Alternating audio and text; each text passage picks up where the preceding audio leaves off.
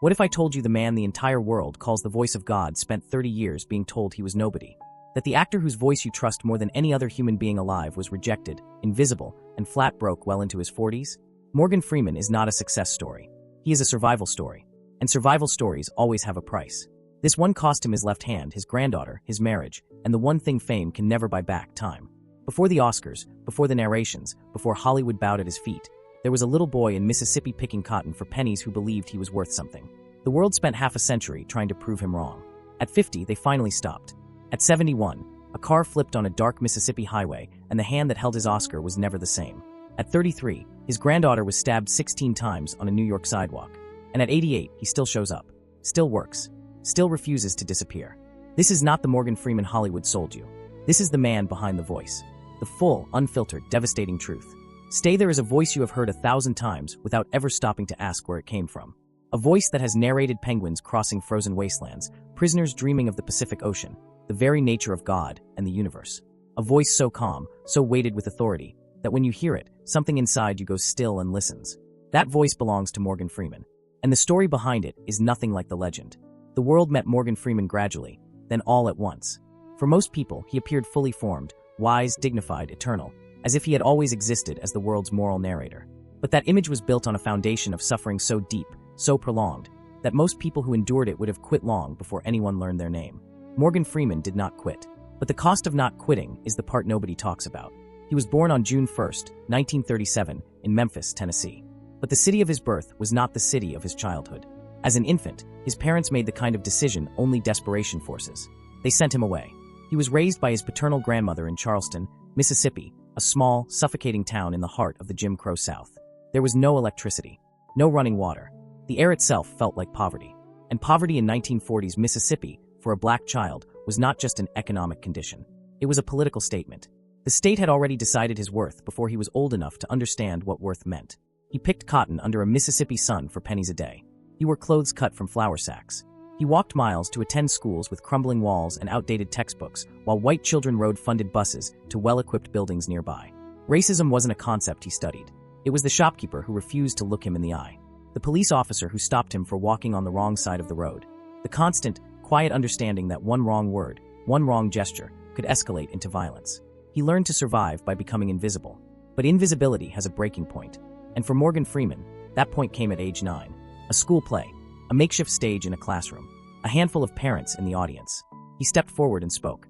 And for the first time in his life, he felt it, that terrifying, exhilarating sensation of being truly seen. He later described it with a precision that cuts right through you. He said acting was the first time he felt like he mattered. Not because of applause, not because of attention, because in that moment, he had a voice. And he was going to spend the rest of his life figuring out how to use it. But a voice doesn't pay rent in 1950s Mississippi. When Morgan graduated from Broad Street High School in 1955, Hollywood wasn't a dream. It was a fantasy. Black actors in that era were given one of 3 roles: servant, slave, or criminal. Sidney Poitier was just beginning to crack a door that had been sealed shut for generations. For a kid from Charleston with no money, no connections, and no roadmap, acting as a career seemed like the cruelest kind of wishful thinking. So he did what millions of young men did when they had no other options. He enlisted in the United States Air Force. Not out of patriotism, out of necessity. He trained as an automatic tracking radar repairman, rose to the rank of Airman First Class, served his country, and discovered something important about himself in the process. He was built to tell stories, not follow orders. The military gave him discipline, structure, and the absolute certainty that a life inside someone else's system would slowly kill something inside him. In 1959, at 22 years old, he left the Air Force and walked into Los Angeles with a duffel bag, a few dollars, and a dream that the city had already decided to refuse him. Los Angeles in 1959 was gorgeous and indifferent and deeply unwilling to see what was in front of it. Auditions led to nothing or to parts so small and degrading he turned them down. Bellhop, janitor, background noise. Within 2 years, he accepted the painful logic and headed to New York, where the theater world offered at least a sliver of legitimate opportunity for black actors until the end. You owe him that much. New York was brutal in its own way. Rent ate his savings. Auditions were wars of attrition. He took anything he could find. Dancing in the chorus at the 1964 World's Fair, working as a transcript clerk, driving a taxi through Manhattan traffic while mentally rehearsing monologues at red lights. He married Janetta Dare Bradshaw in 1967. Suddenly, the dream wasn't just personal. There were mouths to feed, and the dream was still losing. He bounced between off-Broadway productions, regional theater, and experimental shows that paid almost nothing. In 1967, he landed a role in an all-black Broadway production of Hello, Dolly starring Pearl Bailey. It wasn't a lead, but it was Broadway. He stood in the wings every night watching Pearl Bailey command the stage with a stillness that rewired his understanding of performance. She didn't need to shout to be heard. She barely needed to move. He studied her the way other people study scripture. The 1970s arrived and Morgan was 35 years old with nothing to show for 15 years of sacrifice except a growing reputation in circles that had no power to make him famous. His marriage was strained by financial stress. His children needed stability he couldn't consistently provide, and Hollywood still looked at him and saw expendable. His face too intense, his voice too deep, his presence too serious for a world that wanted black entertainers to be safer, lighter, less threatening. Then in 1971, a lifeline arrived disguised as a children's television show, The Electric Company on PBS. He played Easy Reader, a hip character who made literacy cool for kids. For 5 years he showed up, performed, and cashed paychecks while a generation of American children fell in love with a character who had no idea his performer was a frustrated Shakespearean actor barely surviving. The irony ran deep. He was beloved by kindergartners. Invisible to Hollywood, the man who would one day narrate the universe was making sure kids understood the letter B. By his early 40s, he had made a painful peace with a reality he refused to fully accept.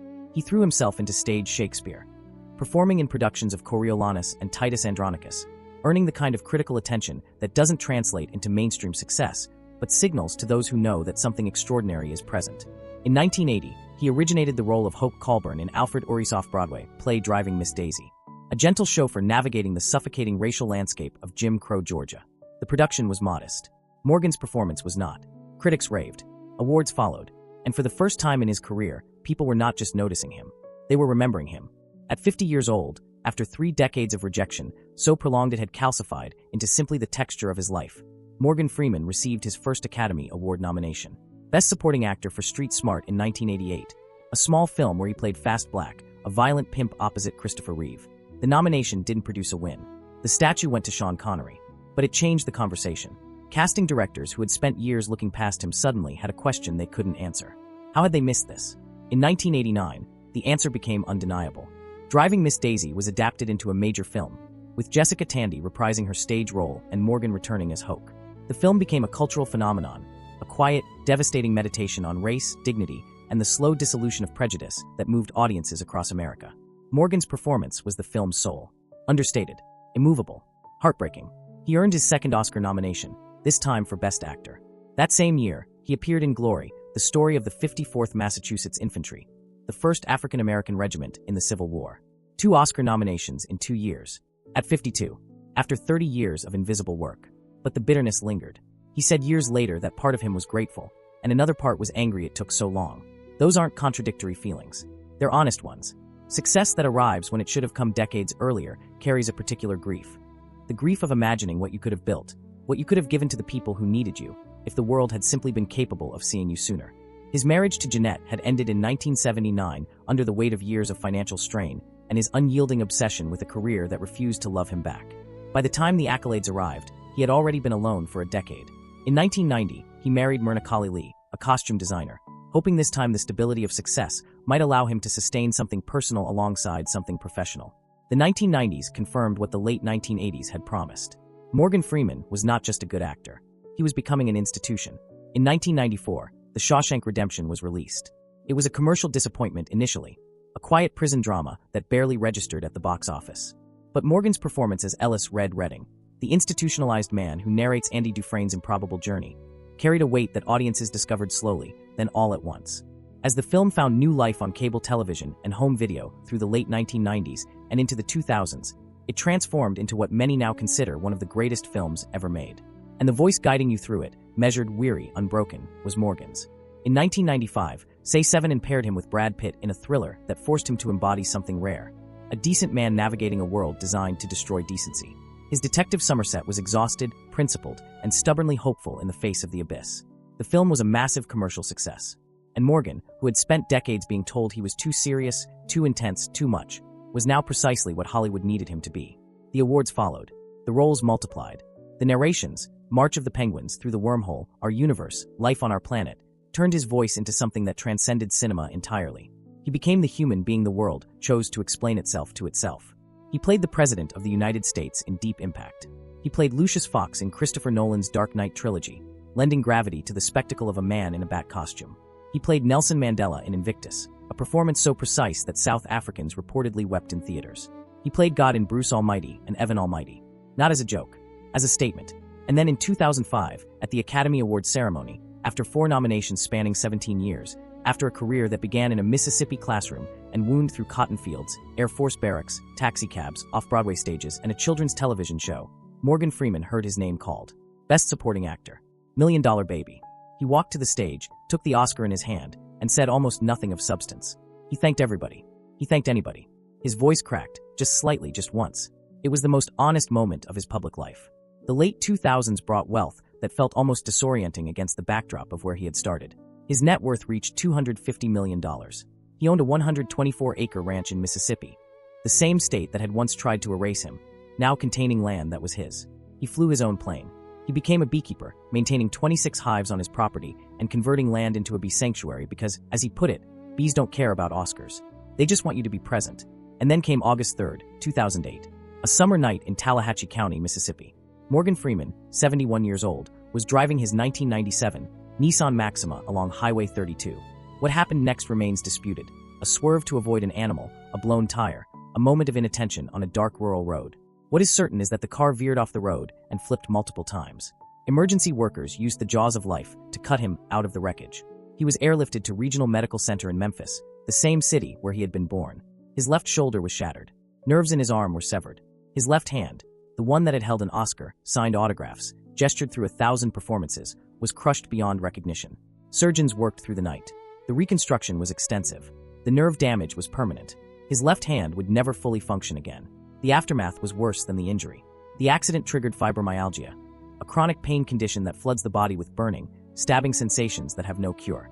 Some days were manageable. Other days, the pain was so severe he could barely stand. The compression glove became a fixture. Permanent. Visible. A constant reminder that even the body of a legend operates on borrowed time. In November 2024, Morgan was spotted wearing the glove at a restaurant in Santa Monica. His name immediately began trending on social media. When an 87-year-old's name trends, people assume the worst. He was fine, or as fine as a man living with permanent nerve damage and chronic fibromyalgia can be. But the moment captured something real. The world had grown accustomed to Morgan Freeman's invincibility. The glove was evidence that invincibility is always a performance. A lawsuit emerged from the 2008 accident as well. The passenger, Damaris Meyer, filed a federal claim alleging that Freeman had been drinking on the night of the crash. He settled for an undisclosed sum. The details of what actually happened on that Mississippi highway have never been fully disclosed. He said publicly that it was a nuisance. Those close to him said it changed him. Then came the event that broke what the accident could only bend. August 16, 2015. A quiet street in Washington Heights, New York City, in the early hours of the morning. Adina Hines was 33 years old. She was Morgan's step-granddaughter, the granddaughter of his first wife, Janetta Dare Bradshaw, raised partly with Morgan's support, someone he had known since she was a small child. She was outside her apartment with her boyfriend, Lamar Davenport, when neighbors heard screaming. What they witnessed was not a confrontation. It was an execution. Davenport stabbed Adina repeatedly, 16 times, continuing even as witnesses shouted for him to stop. When police arrived, he was still standing over her, muttering about exorcising demons. She was rushed to Harlem Hospital and pronounced dead. Morgan was in Mississippi when he received the call. Friends said he collapsed. He flew to New York to a scene no grandfather should ever be required to witness. Police tape. Crime scene investigators. His granddaughter's blood on the sidewalk. He released a statement through his publicist. Measured. Dignified. Composed in the way grief sometimes forces composure when the alternative is coming completely apart. He said the world would never know her artistry, her talent, how much she had to offer. That her star would continue to shine in their hearts. The trial came in 2018. Lamar Davenport was convicted of manslaughter, not murder, on the grounds of emotional disturbance. He was sentenced to 20 years in prison. For Morgan, watching the verdict delivered, having sat in that courtroom and listened to forensic testimony about the 16 wounds that ended his granddaughter's life, 20 years for what Davenport did felt like another loss layered on top of the first. The same month, May 2018, CNN published an investigative report detailing allegations of sexual harassment against Morgan Freeman spanning decades. 8 women came forward. Production assistants. Junior staff members. A pattern of unwanted touching, inappropriate comments, behavior that made women in his professional orbit feel objectified and powerless. 16 total witnesses. 8 who said they experienced it, 8 who said they observed it. The fallout was immediate. Visa pulled its ad campaign. The Screen Actors Guild reconsidered a Lifetime Achievement nomination. Projects were shelved. His first statement acknowledged making people uncomfortable without denying specific behavior. His second statement pivoted toward his own legacy. The criticism of both responses was sharp and accurate. He was expressing regret for the feelings of the women, not accountability for the actions that caused those feelings. It was the language of someone caught, not someone who understood. The Me Too era demanded more than that. And Morgan Freeman, who had spent his career embodying moral authority, playing judges, presidents, mentors, God, was now a symbol of the reckoning's reach. That the untouchable can be touched. That the voice people trust to narrate truth can belong to a man who behaved as if power exempted him from accountability. He never faced criminal charges. No lawsuits were filed. The industry did not blacklist him. But the reverence was altered. The image of the wise, untouchable elder statesman was permanently complicated. He continued working. Angel Has Fallen, The Hitman's Bodyguard sequel. A Good Person in 2023, a small indie drama that reminded audiences his talent hadn't diminished, even as his public standing had. And the work continues still. In November 2025, he appeared in Now You See Me, Now You Don't, his first major theatrical release in several years. He appeared as a voice narrator in the American Revolution series in 2025. He has been working with Bridge Biopharma on a health awareness campaign about a rare heart condition called transthyretin-mediated amyloidosis, lending his voice not just to entertainment, but to reaching older adults and the Black community with potentially life-saving medical information. He is 88 years old. He golfs when his right ankle allows, which is not always. He moves carefully. He speaks less in public. He has no intention of retiring. When asked recently about what turning 88 means, his answer wasn't about legacy or reflection or gratitude. It was simple. He said, "Will I still be playing golf?" That's the question. There is something almost unbearably honest in that answer. The man who narrated the universe is now narrating his own diminishment, the slow, daily negotiation between who he was and what he can still do. The compression glove is permanent. The fibromyalgia persists. The left hand that held the Oscar still hangs largely useless at his side.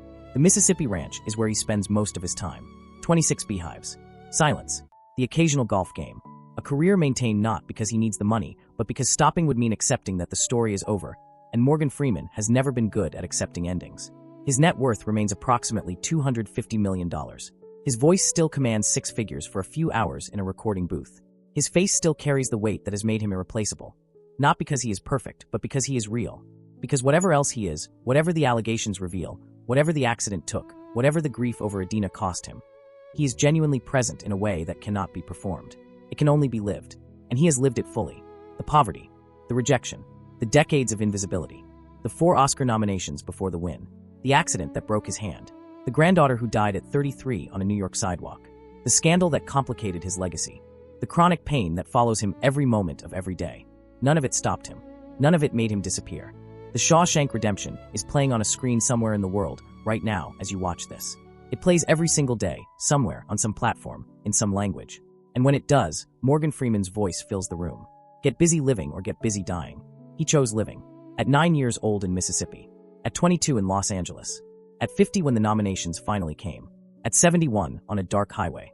At 81 when the world questioned him. At 88 when the glove is permanent and the golf game is uncertain and 2 more projects are already in pre-production.